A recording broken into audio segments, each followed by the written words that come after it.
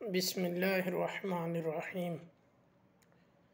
আমি এই ভিডিওটি আমাদের প্রবাসীদের উদ্দেশ্যে করতেছি। আমার একটি কথা না বললেও না,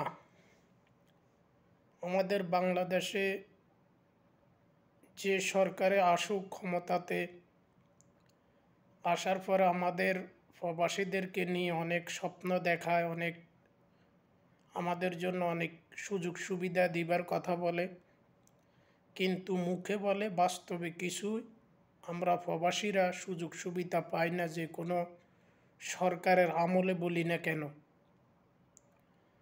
তো আমি প্রবাসীদের পক্ষ থেকে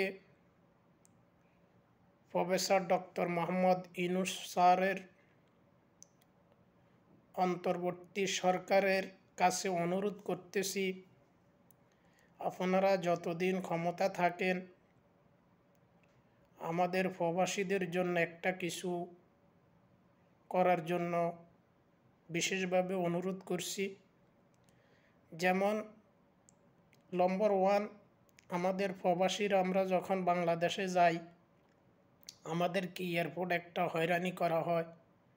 ওই হয়রানিটার থেকে যেন আমাদের প্রত্যেককে মুক্ত করে। যে অনেকে বলে আমাদেরকে এয়ারপোর্ট স্যার বলতে হবে, স্যার বলার কোনো প্রয়োজন মনে করি না। যাতে আমরা এয়ারপোর্টে, আমাদের বাংলাদেশে যে কোনো এয়ারপোর্টে যাতে আমরা সার্ভিসটা অত্যন্ত দ্রুত পাই এবং সুন্দরভাবে পাই, আমাদের প্রবাসীদের এটাই পাওয়া। এবং কি আরেকটা কথা হলো, আমরা যারা রেমিটেন্স যোদ্ধা আমাদেরকে বলে, বাংলাদেশে আমাদের ছেলে সন্তানের জন্য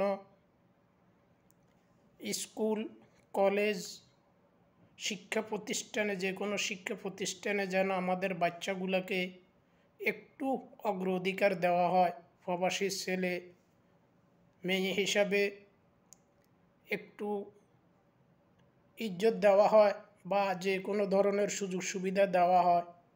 এবং আরেকটি কথা হলো, ব্যাংকের মাধ্যমে আমরা যারা টাকা পাঠাই রেমিটেন্স, ওই সমস্ত প্রবাসীদের বাচ্চাদেরকে শিক্ষা প্রতিষ্ঠান বলেন অথবা ফ্যামিলির লোকদেরকে মেডিকেল, হসপিটাল, এ সমস্তগুলা ব্যাংকের মধ্যে, খাস করে ব্যাংকের মধ্যে যাইলে যে একটা হয়রানি করে, ভালো করে সার্ভিস টাকা দেয় না, টাকা আসে না, এগুলা বলে। এবং যাতে ওই সমস্ত হয়রানিগুলার থেকে বাঁচার ব্যবস্থা করে প্রফেসর ডক্টর ইউনূস সাহেবের যে অন্তর্বর্তী সরকারটা আছে, ওর কাছে আমরা প্রবাসীদের পক্ষ থেকে আমি একটা অনুরোধ করছি। আল্লাহ হাফেজ, ভালো থাকবেন।